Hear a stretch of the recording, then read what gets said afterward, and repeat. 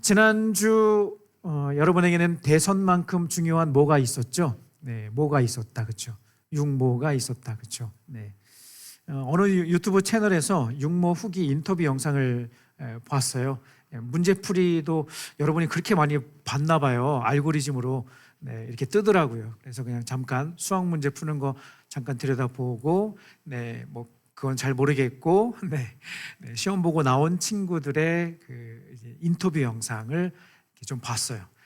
현역들 몇 명, 그다음에 N수생들 몇 명이 이렇게 이야기를 하는데, 현역들은 대부분 이렇게 얘기하더라고요. 난이도는 대체적으로 그냥 평이했던 것 같고, 뭐 수학은 EBS 체감이 거의 없었고, 뭐 이런 얘기. 그리고 뭐 국어에서 매체가 어려웠다, 뭐 이런 얘기를 하더라고요. 물론 각자 다 다를 수 있어요. 그리고 이어서 N수생들이 나와서 이야기를 하는데 마음에 와닿았어요. 이렇게 얘기하더라고요. 여러분, 육모 망쳤다고 실망하지 마세요. 진짜는 수능이니까, 강조하더라고요. 진짜는 수능이니까 열심히 달리면 좋은 결과가 있을 거예요. 이렇게 얘기를 하더라고요. 그리고 덧붙이는 또 다른 한마디. 그런데 여러분, 육모가 생각보다 잘 나왔다고 절대 자만하지는 마세요. 저처럼 됩니다. 이렇게 얘기하더라고요. N수생이 하는 말이. 그리고 끝에 화이팅 이렇게 얘기하는 것을 제가 보았습니다. 역시 N수생은 인생의 쓴맛을 그래도 한번 봐서 그런지 생각의 차이가 좀 깊이가 다른 것 같아요. 이 말을 들으면서 저는 우리 신앙생활의 원리도 비슷하다는 생각이 들었습니다. 여러분, 때때로 실패하고 여러 가지 어려운 일들을 경험할 때가 있지요. 꼭 뭐 시험뿐만이 아니라 여러분 개인적으로 또 가정적으로 겪게 되는 어려움들이 있을 때가 있어요. 그때마다 여러분 좌절하고 낙심하기보다는 우리가 매주 고백하잖아요. 그렇죠? 예배에 승리하면 인생에 승리하게 하시는 하나님을 더욱 의지할 때 여러분들에게 새로운 길을 반드시 열어주실 줄로 믿습니다. 아멘. 반대로, 여러분 또 반대로 여러분 가운데는 뭐 전혀 삶에 어려움이나 뭐 이런 걱정이 없는 친구들도 가끔 있어요. 그렇죠? 오히려 옆에 사람이 더 걱정해 주죠. 그렇죠? 아무 걱정이 없는 것처럼 보여서. 그런데 여러분, 하는 일이 잘 되고 뭐든지 잘 풀린다고 해서 여러분 그것이 꼭 좋은 것만은 아닌 것 같아요. 이때 더 조심해야 된다는 생각이 듭니다. 왜냐하면 우리 인간은 연약하기 때문에, 죄인이기 때문에 여러분 좋은 일이 계속 생기잖아요. 그러면 하나님을 찾는 마음이 많아질까 적어질까? 어쩔 수 없이 좋은 일이 계속 생기고요. 여러분 원하는 대로 막 다 이루어지잖아요. 물론 다 그런 건 아니지만 어쩔 수 없이 우리 인간은 연약한 죄인이기 때문에 하나님을 찾는 마음이 조금은 약해질 수 있다는 겁니다. 그런 차원에서 여러분 우리가 만나는 수많은 문제 앞에 일희일비하지 말고 오늘도 주시는 말씀 붙잡고 승리를 선포하는 우리가 되기를 간절히 원합니다.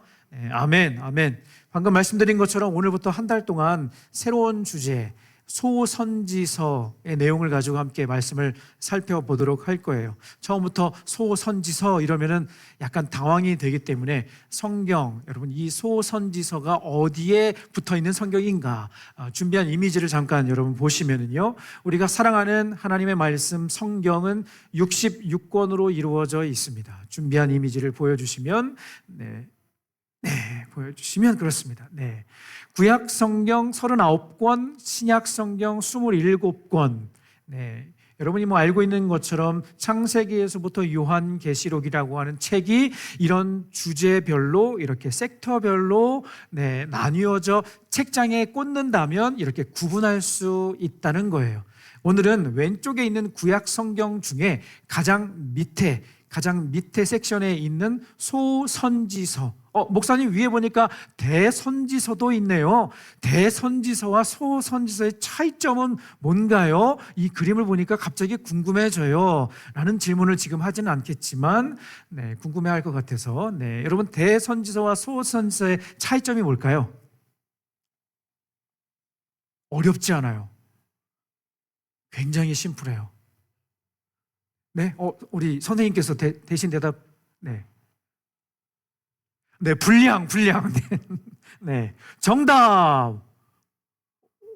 진짜요? 네. 진짜로. 네. 그렇게 그렇게 허무해요? 네, 네. 대선지서와 소선지서를 나누는 기준은 분량이에요, 분량. 네, 네. 양이 많은가 적은가. 오늘 함께 읽은 호세아서는요, 14장으로 되어 있고요. 한 장짜리도 있고 두 장짜리도 있고 석 장짜리도 있어요. 그런데 대선지서는 기본적으로 20장이 넘어요. 어떤 거는 60장이 넘는 것도, 이사야 같은 경우는 66장이잖아요. 그렇죠? 네. 이렇게 분량에 따라서 선지서가 심플하게 나뉘어진다. 하지만 네, 의미는 둘 다 중요하다. 둘 다 중요한 내용을 기록하고 있다. 네, 그냥 참고로 네, 몰랐던 친구들이 대부분인 것 같아서 네, 오늘 다시 한번 그냥 참고로 여러분이 알고 있으면 좋을 것 같습니다. 선지서의 또 다른 이름이 예언서라고도 해요. 예언서. 그 예언서라고 하는 단어가 주는 뉘앙스 때문에 이 예언서의 내용이 마치 눈을 쫙 감고 내일 왼쪽으로만 가면 안 되겠구나. 다음 달에는 절대 물 옆에 가지 마. 뭐 이런 내용이 나올 것 같은 적인 느낌이 들잖아요. 그렇죠? 예언서라고 하니까. 그런데 절대 그런 내용은 아니고요. 네, 이 예언서, 선지서에 등장하는 사람이 있는데, 주목받는 한 인물이 있는데 우리는 이들을 선지자라고 해요.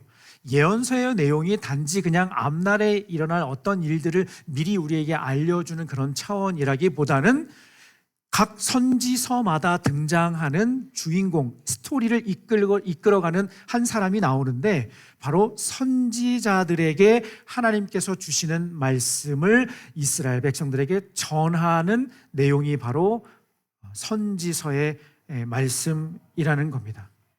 굉장히 심플하죠? 그렇죠? 오늘 처음으로 살펴볼 호세아서, 우리 호세아 선지자에 대해서 잠깐 살펴보도록 할게요. 이미지 내려주셔도 될 것 같고요.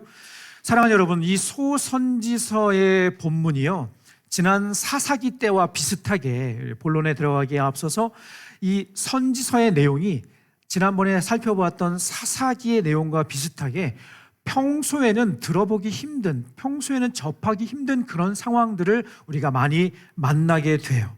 그래서 설교를 듣다가 이런 질문을 할 수 있어요. 세상에 이런 일이? 어떻게 이런 내용이? 지난 사사기 때도 그런 말씀을 드렸는데 기억나요? 네, 기억나죠? 이 소선지서에도 그런 내용들이 자주 등장하는 것을 볼 수가 있어요.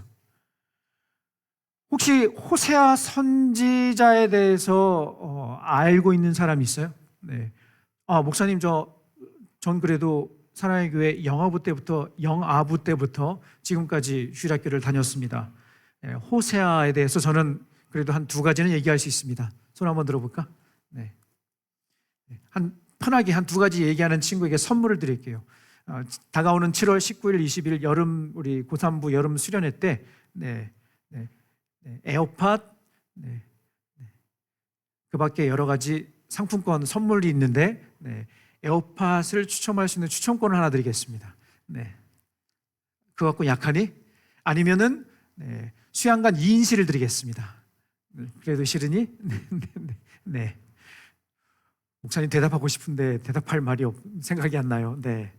호세아에 대해서 이름은 들어보았지만 여러분, 호세아 선지자가 어떤 사람인지는 자세하게 여러분 생각하거나 이렇게 연구해 본 적은 없을 거예요. 방금 말씀드린 것처럼 대부분의 친구들이 호세아서를 포함해서 소선지서의 말씀이 생소하기 때문에 성경에 나오는 오늘도 살펴볼 그 스토리 가운데 굉장히 의문점을 갖게 되는 많은 그 사건들이 등장하게 된다는 거예요. 자, 그렇다면 이 호세아 선지자가 누구인가? 호세아라고 하는 이 이름의 뜻은 구원, 그리고 여호와께서 구원하셨다라는 이름의 뜻을 갖고 있어요. 구원, 여호와께서 구원하셨다. 굉장히 의미가 깊죠. 이 같은 뜻을 가진 또 다른 이름이 있는데 바로 예수 여호수아라는 이름이에요. 느낌이 딱 오죠? 얼마나 그 이름이 위대한지. 구원, 여호와께서 구원하셨다라고 하는 이름의 뜻을 가진 사람이 바로 호세아입니다. 선지자 호세아가 활동하던 당시의 시대적인 상황을 살펴볼 필요가 있는데, 잘 알고 있는 것처럼 여러분, 이스라엘이라고 하는 나라는 원래 하나였어요. 그런데 솔로몬 이후로 나라가 둘로 나누어지죠. 남과 북으로, 우리처럼 북이스라엘 그리고 남유다로 나뉘어지게 됩니다. 자, 이 호세아 선지자는 둘로 나뉘어진 나라 가운데 어느 나라에서 활동했을까요? 자, 때려도 50%다. 네. 자, 어느 나라일까요? 자, 남이다. 남.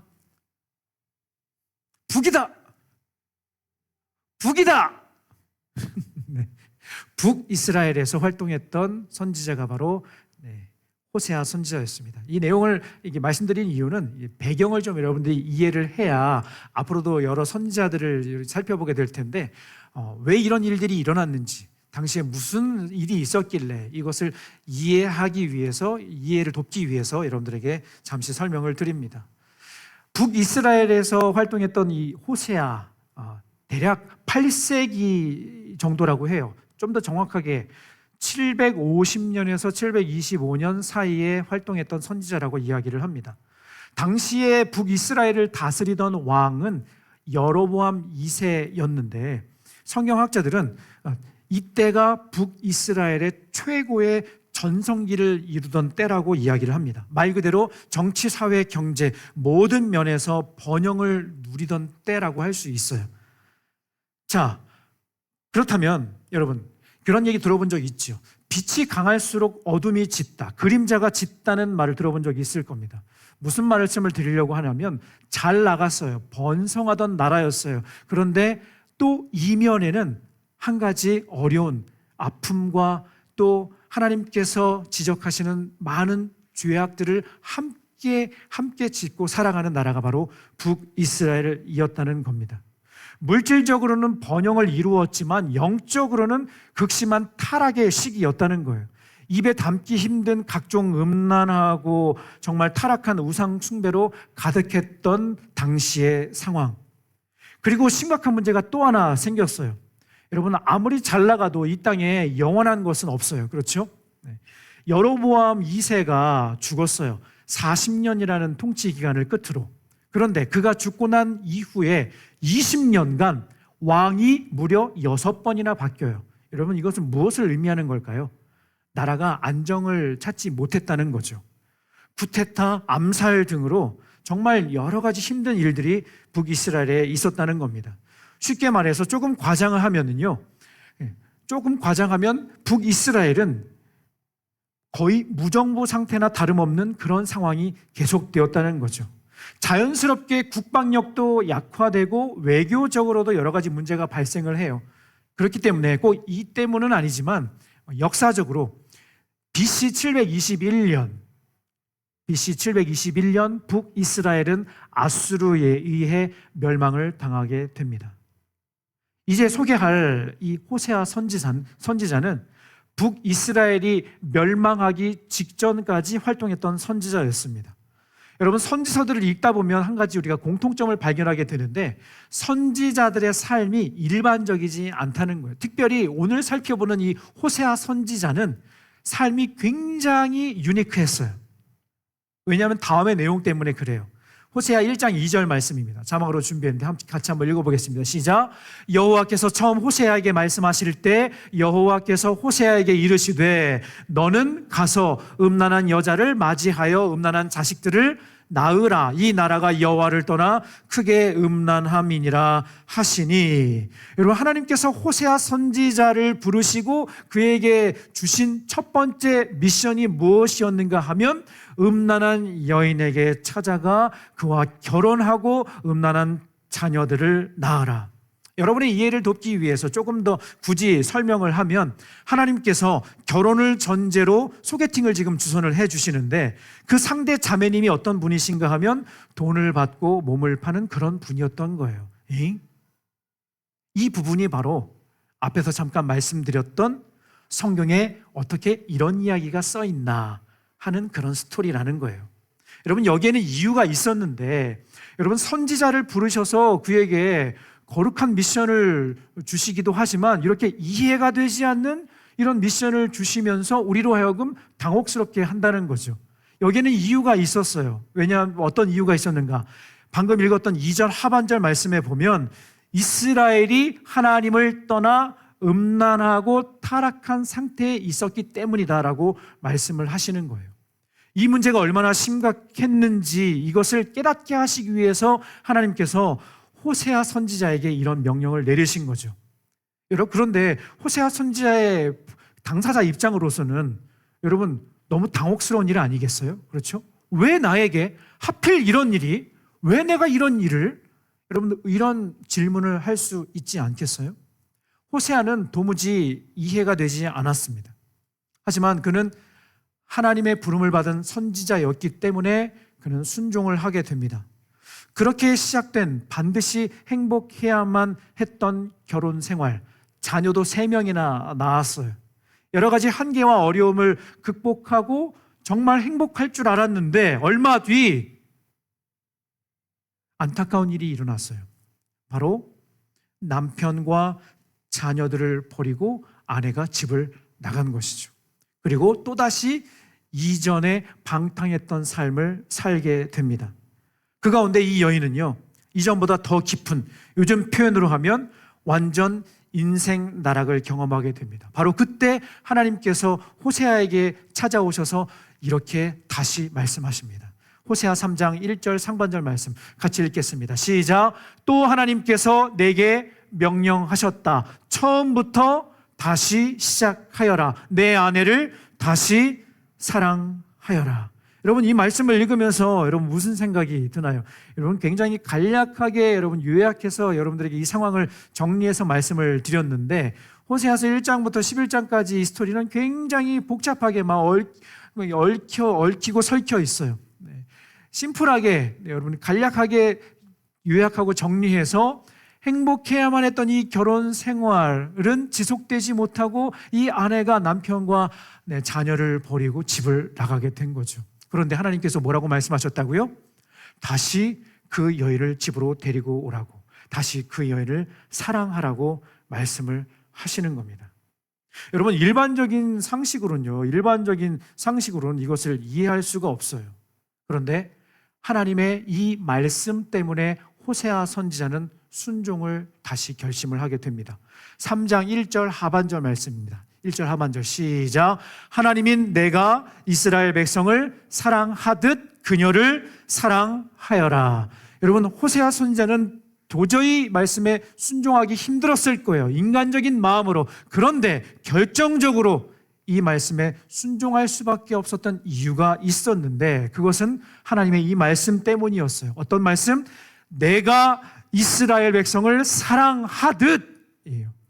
내가 이스라엘 백성들을 사랑하듯 너는 이해되지 않지만 내가 너희를 사랑했던 것처럼, 사랑한 것처럼 내 아내를 다시 사랑해야 한다. 이렇게 말씀을 하시는 거죠. 여러분 실제로 일어난 이 스토리를 통해서 하나님은요, 하나님과 이스라엘 백성들의 이 관계를 정확하게 설명을 해주고 계신 거예요. 여러분 이 말씀을 들으면서 이미 다 발견했을 거예요. 여러분 이 부정하고 음란한 여인은 누구를 말하는 걸까요? 바로 이스라엘을 의미하는 겁니다. 그리고 반대로 호세아는 누구를 상징하는 걸까요? 그렇습니다. 바로 하나님을 의미하는 겁니다. 하나님을 상징하는 겁니다. 여러분 근데 굳이 이렇게까지 하셔야 됐는가? 참 이해하기가 쉽지가 않아요. 그렇죠? 하지만 하나님께서는 호세아라고 하는 이 한 사람의 인생을 통해서 하나님이 그의 자녀 이스라엘을 얼마나 사랑하고 계시는지, 아무리 죄를 짓고 하나님의 마음을 아프게 했던 이스라엘 백성들이지만 하나님은 여전히 그의 백성 이스라엘을 포기하지 않으시고 사랑하고 계시다는 것을 굳이 호세아라고 하는 이 한 사람의 인생에 그대로 반영하시며 하나님의 마음이 어떠신지를 우리에게 말씀해 주고 계시는 겁니다. 그리고 오늘 함께 읽은 본문의 말씀이요, 하나님께서 우리를 향한 그 사랑의 마음이 절정이 기록된 말씀이 바로 오늘 본문이라고 할 수 있습니다. 오늘 본문 말씀을 쉬운 성경 버전으로 다시 한번 읽어보겠습니다. 8절 9절 말씀입니다. 같이 한번 다시 읽고 말씀 정리하겠습니다. 시작.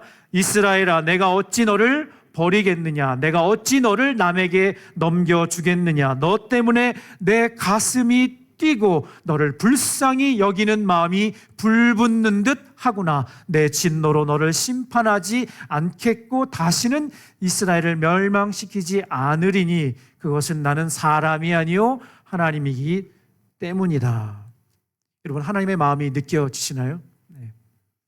비록 죄를 지으면 그에 대해서 하나님은 심판을 하세요. 그 죄에 대한 대가는 반드시 하나님이 찾으세요. 그런데 거기서 끝이 아니라는 거예요. 비록 실수하고 실패하고 넘어진 인생이지만 하나님은 한번 택한 그의 자녀는 끝까지 놓지 않으시고 절대 포기하지 않으신다는 거예요. 여러분, 이 하나님의 마음이 더 잘 표현된 신약의 한 스토리가 있어요. 바로 누가복음 15장에 기록된, 여러분이 잘 알고 있는 탕자의 비유입니다. 잃어버린 아들을 찾은 아버지의 이야기입니다.